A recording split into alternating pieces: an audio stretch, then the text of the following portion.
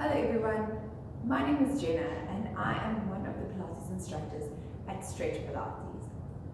Welcome to this video, this installment of the basics and fundamentals of Pilates. So straight off the bat, we need to address a couple of principles that we, in the class setting and in your own home private practice, assume you have waxed. That is breathing and the correct muscle activation in the transverse abdominis muscle. This might be the first time you've ever encountered those words. So let me explain a couple of behind the scenes theory and principles to help you on this journey, to make life much easier when you are listening to some of the cues that the instructors are giving you in our classes, but also some of the cues that you see online in video tutorials on YouTube, on some of the programs that we even have compiled for you. Breathing seems like it occurs naturally, and it really does, especially in kids. If we look at the breathing pattern in children, it differs considerably to that of adults because of some of the habits that we have accrued over time and a lot of the pressures that we experience as a society. Sitting at a desk or in front of the TV for recreational purposes has led to a change in the way that our respiratory muscles fire, and therefore every breath we take is just a little bit off the natural and balanced approach of kids.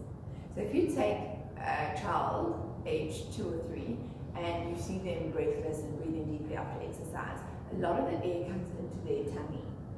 But then if you look at an adult, maybe in their, from anything from 20s, 30s, 40s, 50s, up until a very old age, and you ask them to take a deep breath in, you might find that the air does not go into their tummy, but rather lifts up into the clavicles. And this kind of breathing pattern is called apical breathing. And so we'll see with the accessory breathing muscles of the intercostals, even the pecs, and the scalenes in the neck, these muscles are trying to pull up the bones in the ribcage and create negative pressure for air to move into the lungs. And negative pressure for the air to move into the lungs is normally primarily the role of the diaphragm muscle. And when the diaphragm muscle descends into your belly, it actually pushes some of your organs down, and that gives the appearance of belly breathing. It's not a forced belly breathing, so it's not as excessive as you might see some people practicing belly breathing. It's just a gentle rise in the tummy as opposed to the lifting of the shoulders. So an easy assessment for yourself is to place your one hand on your tummy and one hand on your ribcage, and you take a deep breath in. And you'll just audit yourself and see where that air goes. So if you're an apical breather, it might look like this. And if you are a belly breather, it might bulge up like that. And the truth is somewhere in between. But the point is that if we acknowledge that you're already an apical breather, then maybe we want to encourage you by focusing on the belly breathing in the beginning, just to try and bring that air into the sides of your ribcage and maybe allow the muscles that have braced the bottom of your ribs to loosen, to give you more of a chance of having a passive diaphragmatic breath. Now in Pilates, we believe that the diaphragm needs to be used with a lateral breathing pattern. So we encourage an opening of the ribcage to the side, and in that way you're able to use some of the lower abdominal muscles instead of letting everything go. So we want the abdominals to be recruited in a lot of the movements and the postures, and also then have that underlying tone for the rest of the day and your daily activities. That is why we focus on lateral breathing. But also, it allows you to feel where that breath is coming from, and it creates an acute awareness of your breathing. So if you want to practice your lateral breathing, one of the best ways is to actually wrap your thumbs to the back of your ribcage and then your fingers around the front, and you'll inhale into your hands. Inhale. And you should get this opening in all directions of the rib cage. So although we call it lateral breathing, I believe it's more of an umbrella opening in all directions uniformly across the lower rib cage. So the emphasis isn't so much in trying to suck in your tummy and not let air go anywhere. It's in allowing the diaphragm to descend into the belly, and then the rib cage opens in all directions. But in the beginning, it is very hard to get your lateral breathing correct if you haven't focused on being able to draw the air down into your belly in the first place. So my words of encouragement to you would be to begin either seated or supine, which means lying on your back, and just draw that belly breath in. Once you've got that wax, you can do 10 or 20 in a row without making mistakes. Then you want to throw that air sideways. So let me show you lying down. You lie down with a neutral pelvis. So we will spend some more time on that concept of neutral pelvis and neutral spine. But ideally, you want to lie down on your back with a little tiny, teeny, weeny hollow in your lower back over here. And you want to feel that your ribs can touch the floor. If you are stiff and rigid in your spine and you can't lie down without a hollow in your lower back or without a pillow under your head, then you are welcome to adjust and put pillows where they need to be so that you are completely comfortable and your ribs aren't flaring. So you may need a pillow or a gradient up with your head slightly higher. Then you're going to want to practice breathing into your tummy. So one hand on your rib cage and one hand on your belly. And you just draw that breath in. Inhale. And exhale. Inhale. Exhale. Inhale. Exhale. Then once we wax that, we move our hands here and wrap around. Inhale into the thumbs, into the floor. Belly rises. Exhale. Into the thumbs. And out. If you can focus on the entire circumference of your rib cage, you are now ready to throw the air into the sides.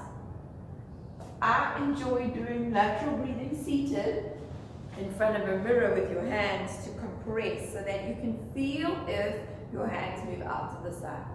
So we will inhale, exhale, inhale,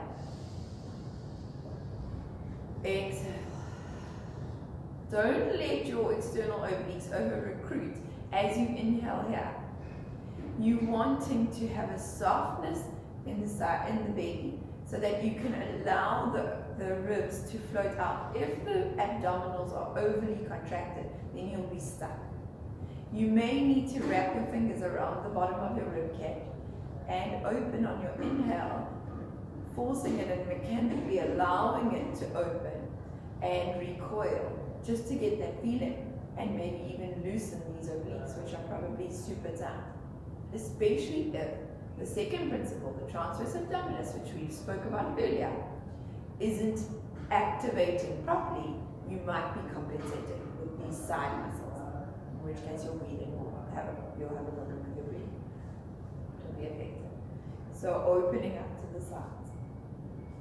And then relax. Then we can get a little bit cocky and we can start to do one side only. So you inhale and exhale. Here are my cheaters that I did actually engage my oblique. Inhale and exhale. Inhale. And you might find one side so much easier. This side is easy for me, and then this side is harder. Doesn't go very far. Exhale. You can tie a TheraBand around your waist. Anything that gives you proprioceptional feedback, someone else's hands. Even in a rest position, if you did the exercise, you would have a natural resistance. And that feels so much better already.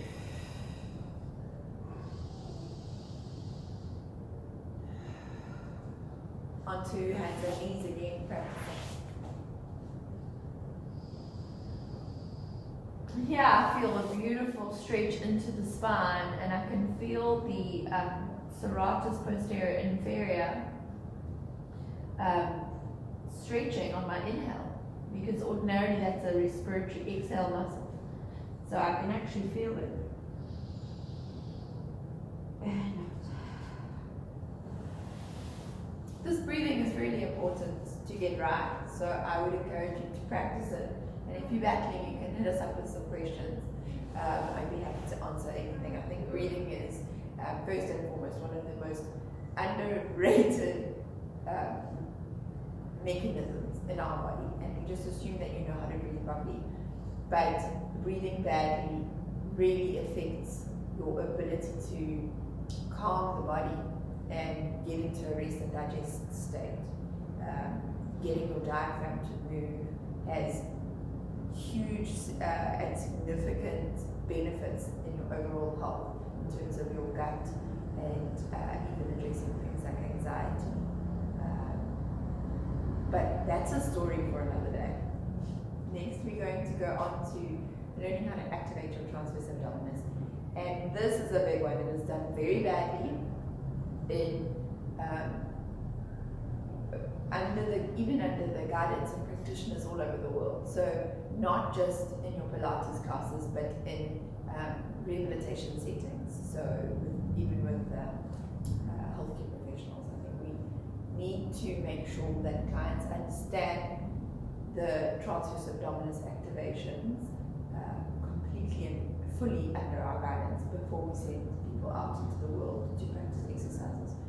So I'm going to go over the do's and don'ts. The transverse abdominis muscle wraps around the body like a corset, and it is responsible for core strength. It's one of 4 muscles responsible for stabilizing your trunk. The transverse abdominis, the pelvic floor, the diaphragm, which we've addressed, and then the multifidus. So the transverse abdominis actually wraps the entire corset, but we like to think of it as a muscle that's very low down. People talk about it as your lower abdominals, your powerhouse, deep in your trunk. So let's try and find yours. Lying on your back, you want to be in neutral. But if neutral makes your stomach hard and we can't work with any of the muscles in this area, then we can put pillows underneath you so that you soften your tummy. You don't want to be on a stretch when you're trying to find this muscle, because you won't get through. So if you take 2 fingers and put them on your hip bones and then in, and you cough, you will feel proof of life. The muscles will bulge into your fingers. If your fingers are 2 centimeters in and down, you should be over the transverse abdominis. But you might just be over the obliques as well. So you want to make sure that what you're feeling is genuinely the correct muscle. And how you can tell is if you start to tighten your tummy by sinking your belly button down. You don't want a feeling of your fingers rising. You actually need a feeling of your fingers sinking to the back of your spine. So let's try. Cough. You felt the bulge, they there. Suck in. Narrow yourself. Compress your belly button. Did your fingers rise? If yes, those are your obliques and you're bracing. If you can get your tummy to disappear under your fingers, you're on the right track. By just doing that sinking feeling, you are exercising the transverse abdominis. But it might not be enough just to activate lying down and then launch into a crunch. You need to activate lying down and then start to add movement in the extremities. Are you able to keep integrity in this section without flaring, without tucking, without shifting? And can you exercise your limbs while keeping a softness and an integrity in the tummy here? So we have different grades of TA activation. Activating and sinking correctly, grade 1. Heel slides with or without a ball, grade 2. Heel slides with your leg in the air on the other side, grade 3. Legs in the air doing all sorts of things, grade 4. Only now are we able to hold ourselves in a more challenging, more compromised, longer levers position if we can do grade 1, 2, 3, and 4 without the tummy muscles bulging. I challenge you to get to grade 4 without your stomach muscles bulging. If they bulge at grade 3, you're not allowed to do grade 4.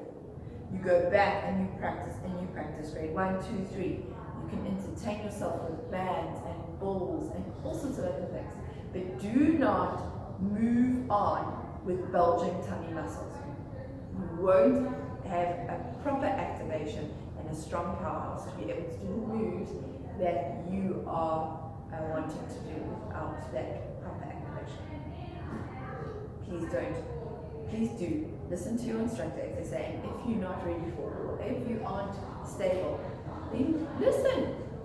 Leave your ego at the door and do the appropriate exercise for your activation level. And I will hopefully be able to help you with some example exercises and to continue to teach you the principles of Pilates in the next few installments. Thank you.